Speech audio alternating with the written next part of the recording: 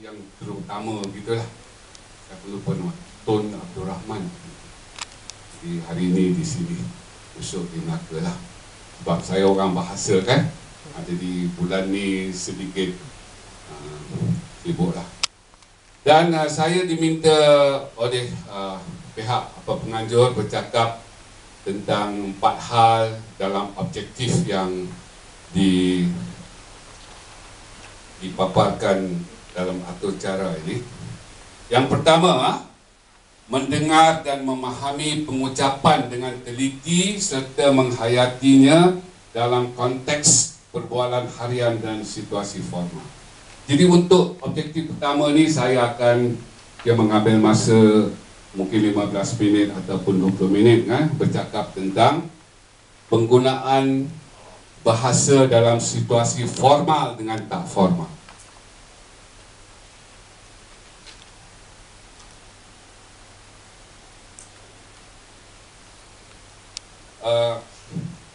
Ini penting tuan-tuan dan puan-puan.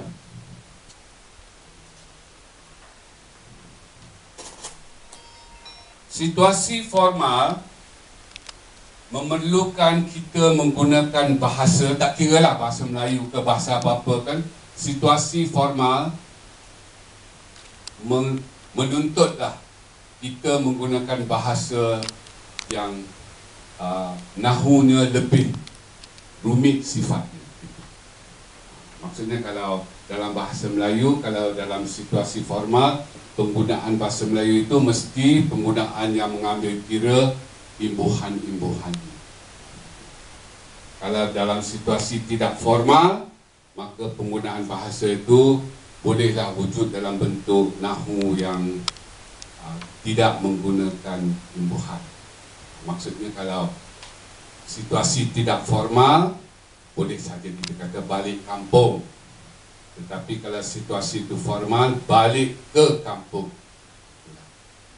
Kalau situasi tak formal, kita kata saya baca buku. Kalau situasinya formal, mesti saya membaca buku. Jadi perkataan formal itu bermaksud berperaturan.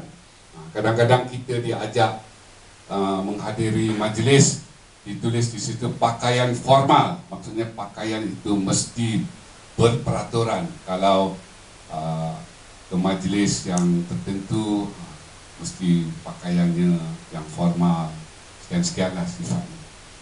Jadi bahasa pun sama begitu sifatnya kan.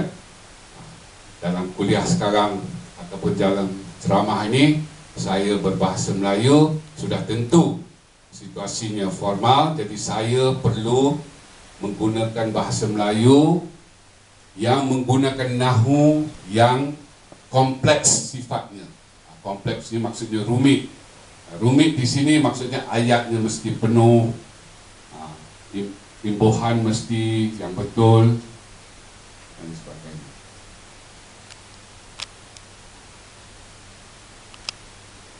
Dalam situasi yang tidak formal,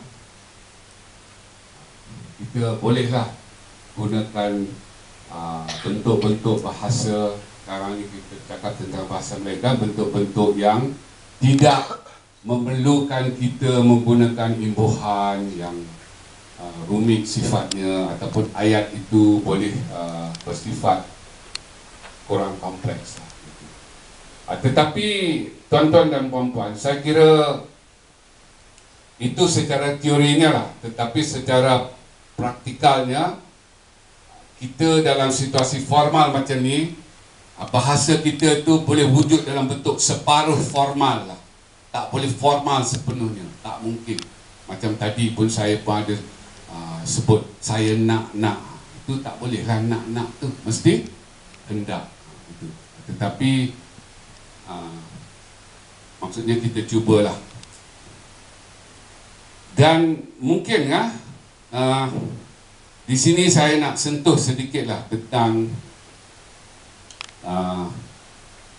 bahasa pasar.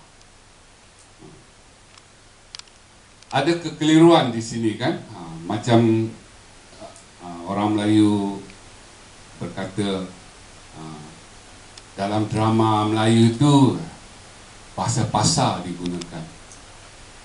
Itu bukan istilahnya bahasa pasar. Bahasa basahan, bahasa percakapan seharian. Bahasa pasar ni bahasa Melayu yang diucapkan oleh orang-orang bukan Melayu yang tak pandai berbahasa Melayu. Bahasa pasar.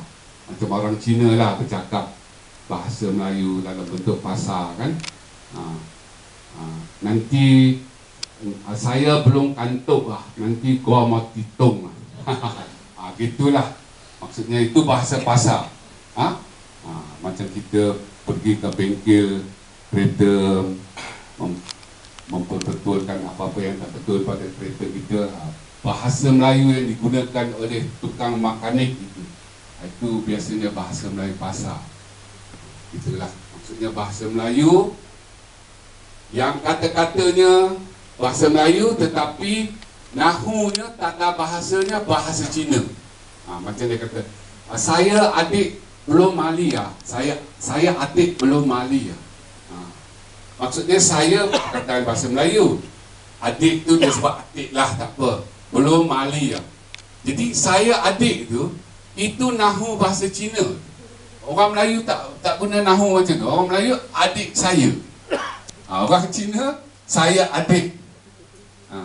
Macam orang India, saya sini mari api kereta naik.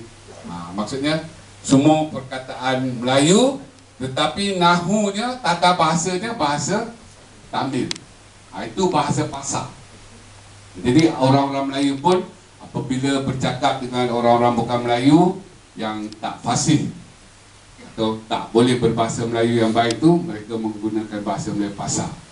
Yang bahasa Melayu pasar, orang Melayu kata, ni banyak bahasa Melayu pasar ni dalam drama Melayu. Itu bukan bahasa pasar, itu bahasa basahan, macam kain basahan pakai hari-hari. Dalam bahasa Inggerisnya bahasa kolokial. Ini cukup berleluasa dalam televisyen kita, tuan-tuan dan puan-puan. Ini kurang baik. Kurang baik. Maksudnya sepatutnya kalau bahasa persuratan, iaitu bahasa yang baik kan, kita mesti sebut 10 sen. Tetapi bahasa basahan 10 sen. 10 sen. Itulah.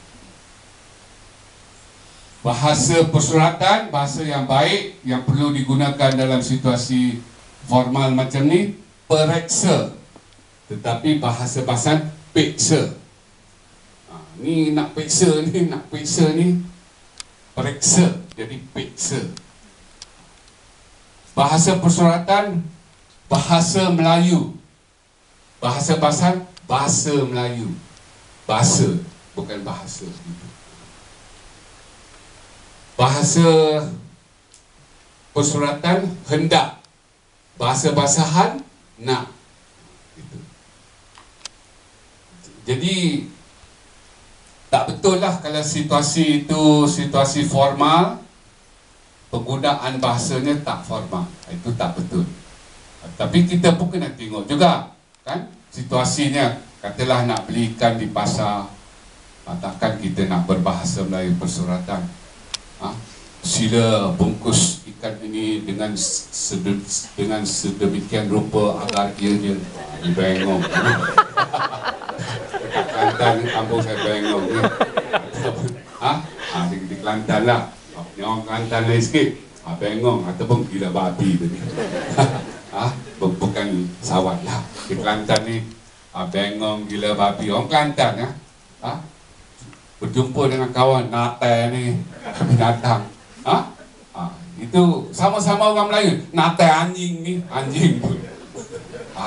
Itu bahasa lah kan. Di Kelantan.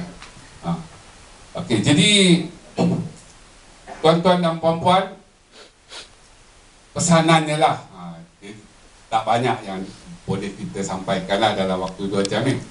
Kalau situasinya rasmi, bahasa itu perlu bahasa yang berperaturan.